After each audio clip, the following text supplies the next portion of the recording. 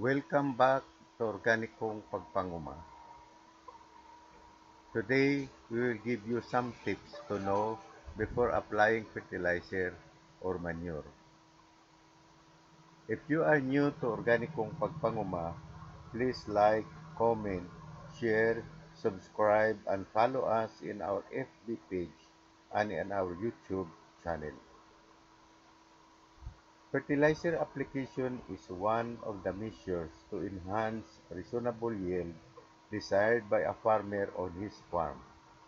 It is very important practice as it boosts crop output. However, there are certain hints a farmer needs to have at the back of his mind before commencing the application of fertilizer. Tip number 1. Type of soil.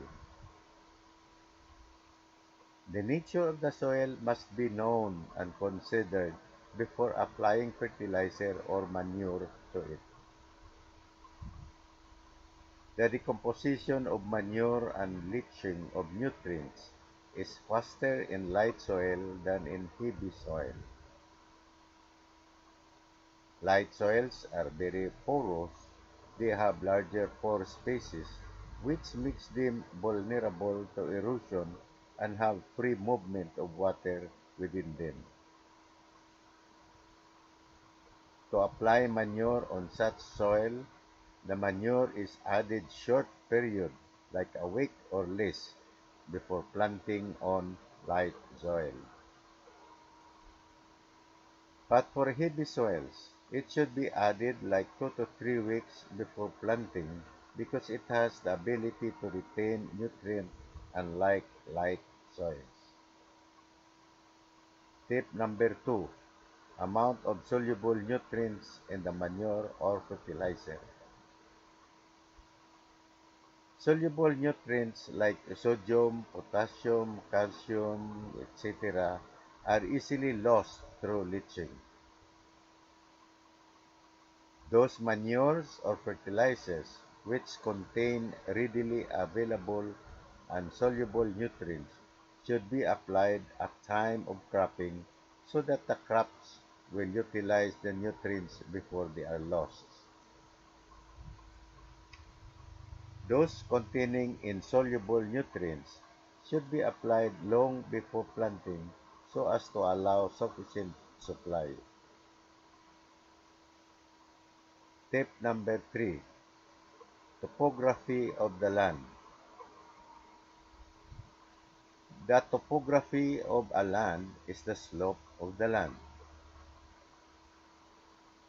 On a slopy highland, erosion may be intensive and any manure or fertilizer applied stands the chance of being washed off. It is therefore not advisable to apply manure or fertilizer on a hilly soil a long time before planting on the soil. Tip number 4. Type of manure to be applied. Time to apply manure depends on the maturity of the manure. If it is fibrous type, it must be applied a long time before cropping to attain greater degree of decay. Also, fresh manure like animal dropping should not be applied to the crops freshly. Instead, it should be dried before applying to the soil. However, fresh droppings can be applied to the soil 2 weeks before planting. Tip number 5. Time of application. The best time to apply fertilizer is early in the morning or late in the afternoon. These periods enhance complete utilization of the manure or fertilizer. Manure or fertilizer should not be applied in the afternoon because the nutrients can be easily vaporized and rendering it useless.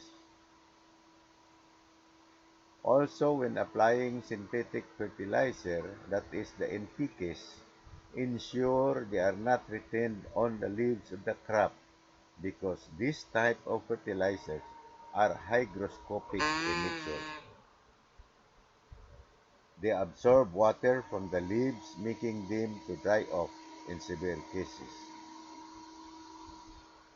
Watering immediately after fertilizer application is the best way to curb this occurrence. Hope these steps will be able to help you in your next fertilizer application. Meet you again in our next presentation. Thank you so much.